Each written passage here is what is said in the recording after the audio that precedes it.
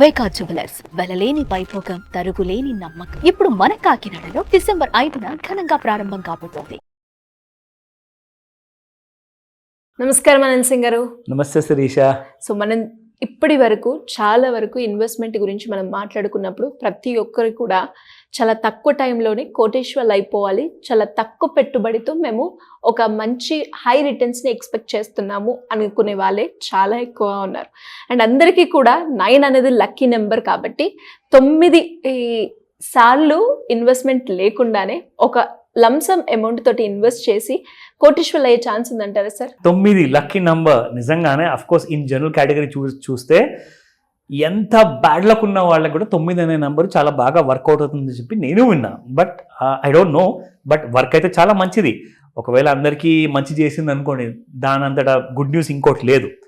అయితే 9 సంవత్సరాల్లో 9 కోట్లు ఎలా సంపాదించాలి? రైమింగ్ బాగుంది సార్. సో ఫ్యాక్ట్ అండి.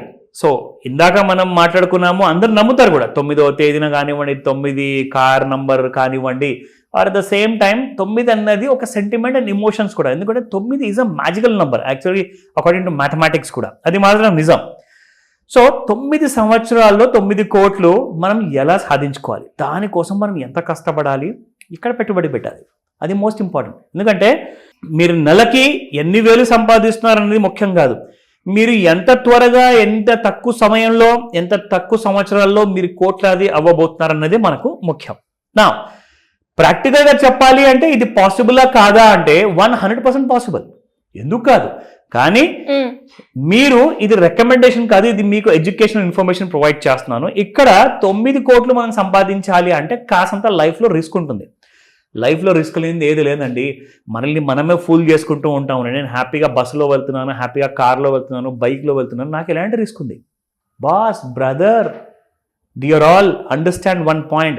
రిస్క్ అనేది మనం పుట్టిన రోజు నుంచి చనిపోయే రోజు వరకు ఉంటుంది.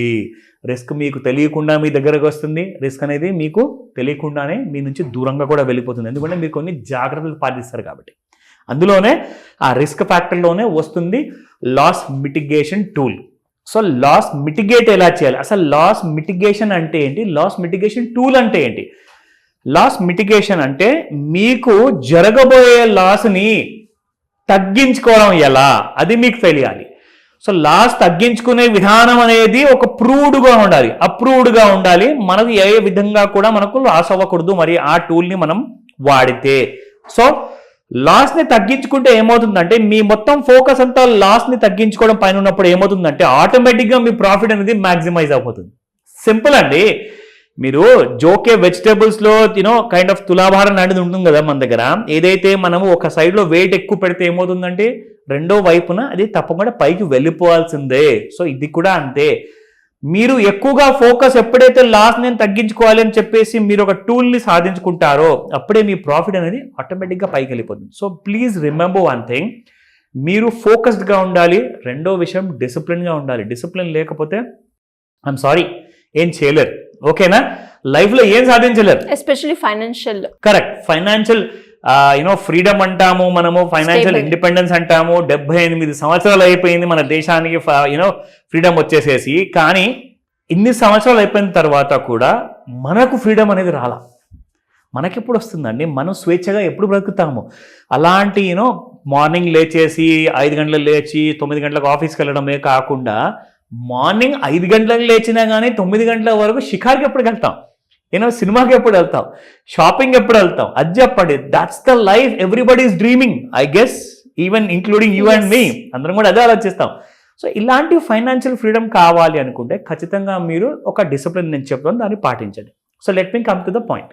నా ఇక్కడ మీరు చూసుకుంటే 9 సంవత్సరాల్లో 9,47,77,227 రూపాయలు మీరు రూపాయితో సహా చెప్తున్నారు మీరు సంపాదిస్తారు. ఓకేనా? దానికి మనకు కావాల్సింది మీరు ప్రతి నెల పెట్టాల్సిన పెట్టుబడి 50,000 రూపాయలు. కానీ దీన్ని మీరు లంసమ్ అమౌంట్గా కూడా పెట్టచ్చు, ఆ ఆప్షన్ కూడా ఉంది మరి. సో దానికి కూడా కొంచెం లక్షల్లో వెళ్తుంది. అది వన్ టైం ఇన్వెస్ట్మెంట్ అనమాట. మీరు అలా పెట్టి కూడా 9 సంవత్సరాలు 9 కోట్లు మీరు సంపాదించవచ్చు. కానీ ఎక్కువ మంది ఏంటంటే సార్ నాకు నెల నెల చెప్పండి అంటారు. సో మంత్లీ ఐడియా కూడా ఇద్దాం. సో మంత్లీ మీరు 50,000, అదేంటి సార్ మరి 9 కోట్లు కాదు, మాకు కొన్ని తక్కువ కోట్లు వచ్చినా పర్వాలేదు కానీ కోటి రూపాయలు మాత్రం రావాలి అనుకుంటే మీకు ఇంకొక ఈజీ విధానం చెప్తా. ఏంటి సార్ అది? మీరు ఆ విధానంతో కూడా మీరు కోట్లాధికారి అవ్వచ్చు. మనం 1 crore వరకు సంపాదించడం కష్టం, కానీ ఒకసారి కోట్లాధికారి అయిపోయాం అనుకోండి, దానిపైన వచ్చే కోట్లు చాలా త్వరగా వస్తాయి, ఈజీగా వస్తాయి. ఫస్ట్ అండ్ ఫార్మోస్ట్ ఏంటంటే మనము 9 కోట్ల విషయం మాట్లాడుకున్నాము, ఇప్పుడు కోటి రూపాయల విషయం కూడా మాట్లాడదాం. ఎందుకంటే చాలా మంది ఏంటంటారు, సార్ ఆ కోటి రూపాయల ఫిగర్ ఎలా ఉంటుందో సరిగ్గా తెలియదు, కానీ ఆ కోటి రూపాయలు ఎన్ని కట్టలు ఉంటాయో మనకు తెలియదు.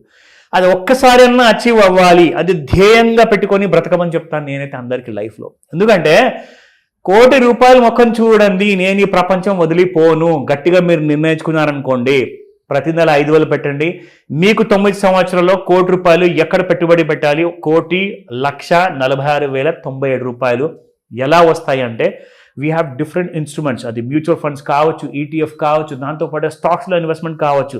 మీరు మైనర్ రిస్క్ తీసుకోవడానికి రెడీగా ఉంటుంది. ఆ ఎడ్యుకేషనల్ ఇన్ఫర్మేషన్ డీటెయిల్స్ అన్ని కూడా నేను ప్రొవైడ్ చేస్తాను. మీరు కోట్లాధికారి అయ్యేలాగా నేను చూస్తా. Thank you sir. Thank you. Welcome Sirisha.